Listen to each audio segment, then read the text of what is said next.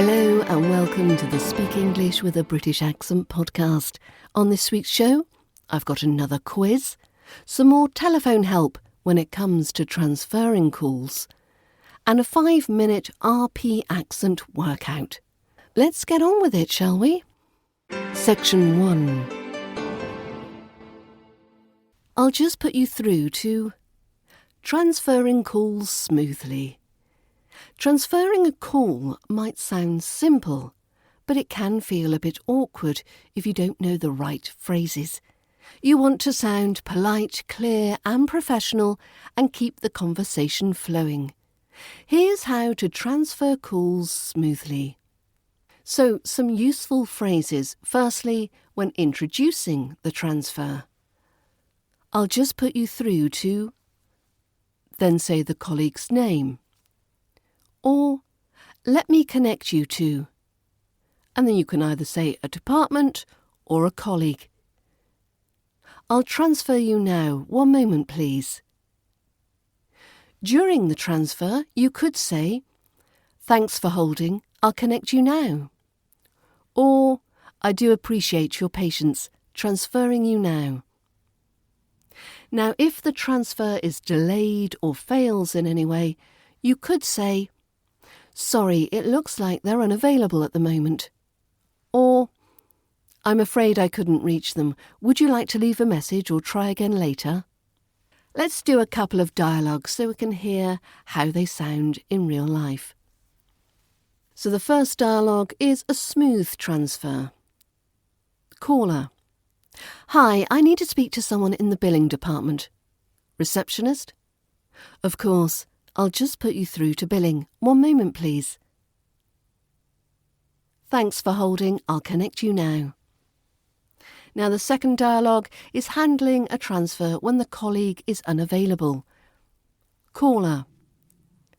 Hello, I was hoping to speak with Mark in HR. Receptionist.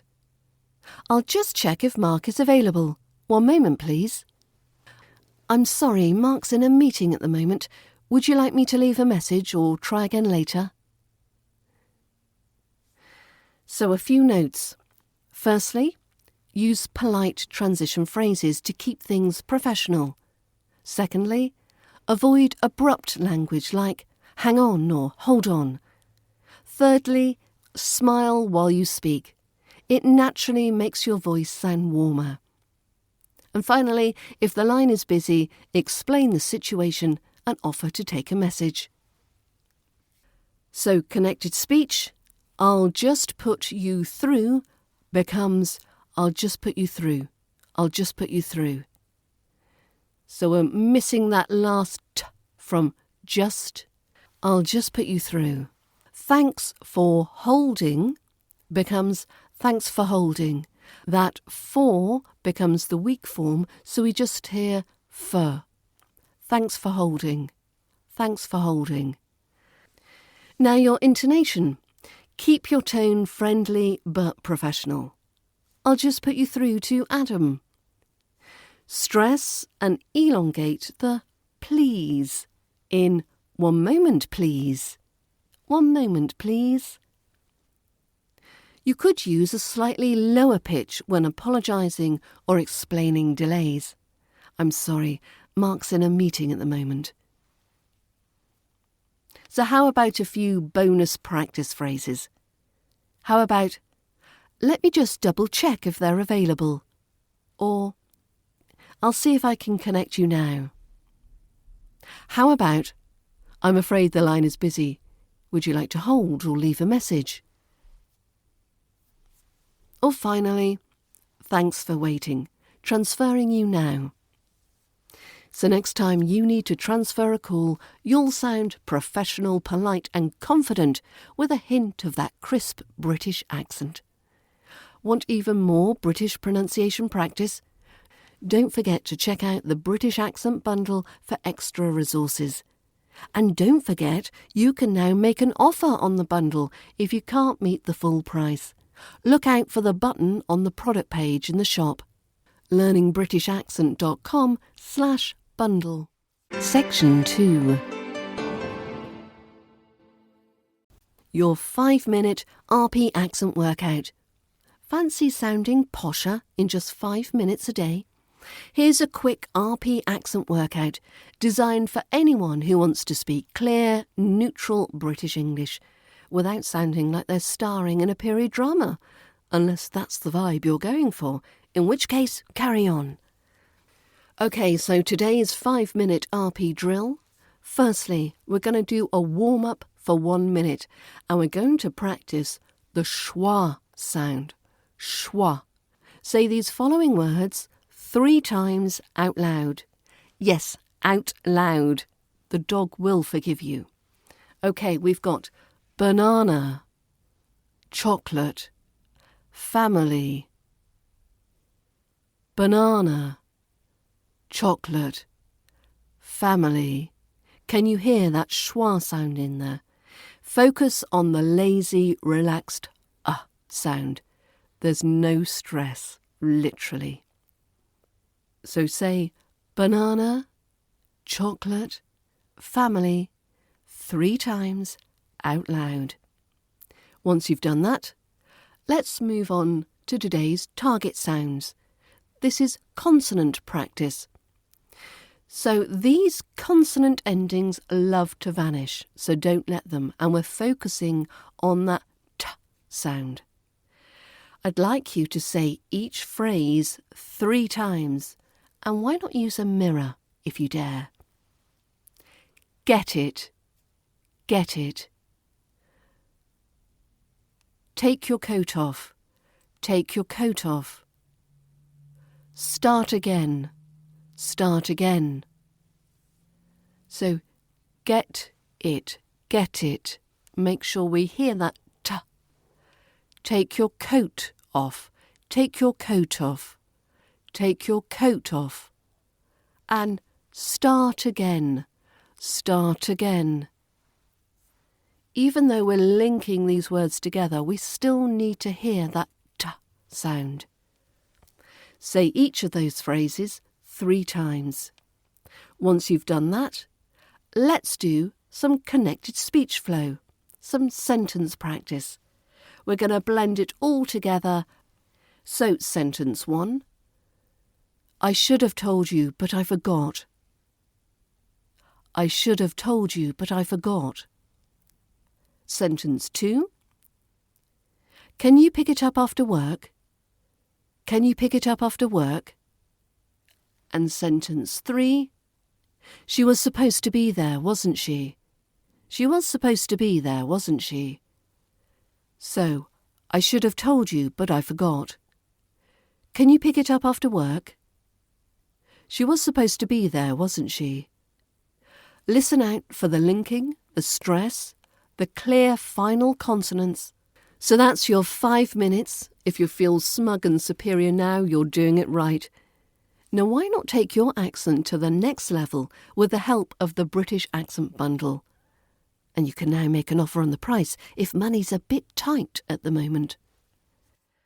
Section 3. I used to be confused about this, but now I'm used to it. So in this section, we're tackling one of those grammar areas that makes people go, wait, isn't that the same thing? No, it's not. Oh, great. Yes, we're talking about the classic trio, used to, be used to, and get used to. They sound similar, but they mean slightly different things. And getting this right will help you sound more fluent, more confident, and way more British. So what's the difference? Let's break it down. So firstly, used to plus a base verb. So we're talking about past habits or states that don't happen now. So, I used to live in London. She used to smoke, but she quit. They used to be best friends. So used to is something you did regularly in the past, but you don't do it anymore. Now, number 2 is be used to, plus a noun or a ing. Now, this means you're familiar with something. It feels normal to you now. I'm used to the cold weather. She's used to waking up early. He's not used to spicy food. So be used to, it's not weird anymore. But watch out, that be changes. I am, she is, we are, etc. And finally, get used to, plus a noun or a ing. So this is the process of becoming familiar with something. You'll get used to the accent. I'm still getting used to driving on the left. They quickly got used to British humour. So get used to means you're adapting. It's a transition. It's not automatic. So instead of saying, I'm used to eat dinner late, we say, I used to eat dinner late. So that was a past habit. Or, I'm used to eating dinner late, because now it feels normal. So we wouldn't say, she gets used to be alone. We would say, she's getting used to being alone. And we wouldn't say, he used to the noise. We would say, he's used to the noise. He's used to the noise. So, we usually stressed used in used to when it's a past habit. So, I used to live there. But in be used to and get used to, the stress often shifts to the noun or the verb that follows. I'm used to early mornings. He's getting used to driving. Mastering this trio takes practice, but now at least it makes sense, hopefully. Now I've got lots more phrases which are covered with connected speech examples and natural RP pronunciation in the British Accent Bundle. Section 4. Used to quiz. So in the previous section we looked at the different ways to use used to. So why not take a quick quiz to test whether you understood it? The full quiz is available on the website learningbritishaccent.com/used-to-quiz. I shall put the link in the show notes, but you will need to be a member of the British Accent Bundle to access the full quiz. But let's do a couple of questions here and now. So I'd like you to choose the correct form to complete each sentence naturally. So sentence 1 is, I live near the beach, but now I live in London. So is it A, am used to, B, used to, or C, get used to? So I live near the beach, but now I live in London. I am used to live near the beach, or I used to live near the beach, or I get used to live near the beach. And if you said B, used to, I used to live near the beach, but now I live in London, you'd be correct. Let's do question 2. She's not driving on the left yet. She's still nervous.